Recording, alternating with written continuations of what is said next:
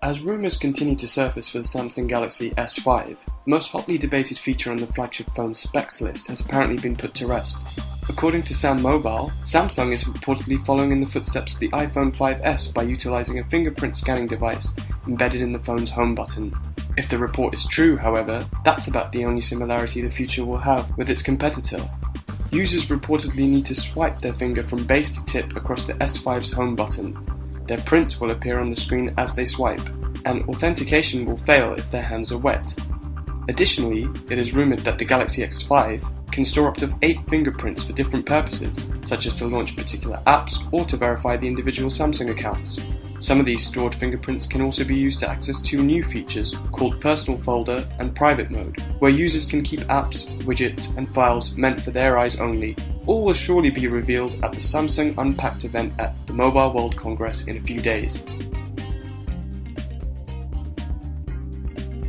Sony says sales of its PlayStation 4 games console topped 5.3 million units as of 8 February. Consequently, Sony beat its goal to sell more than 5 million units worldwide by March, ahead of PS4's long-awaited launch in Japan on Saturday. Sales of the PS4 consoles are also beating analysts' expectations.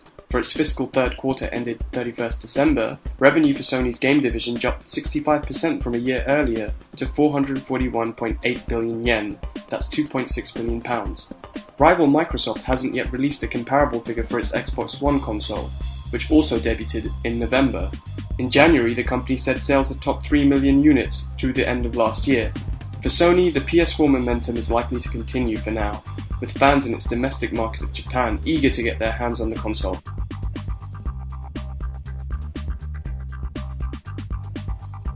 China witnessed 1.67 billion mobile payment transactions last year, worth an incredible 9.64 trillion Chinese yuan, that's $1.6 trillion.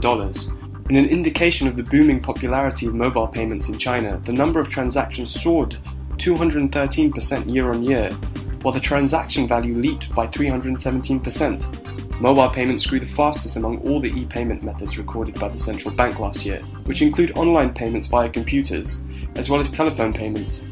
With an estimated 500 million mobile internet users in China at the end of last year, according to the China Internet Network Information Center, the mobile payments industry should continue its growth for the foreseeable future. That's all for today. Make sure to check in on whatmobile.net for all these stories and much more.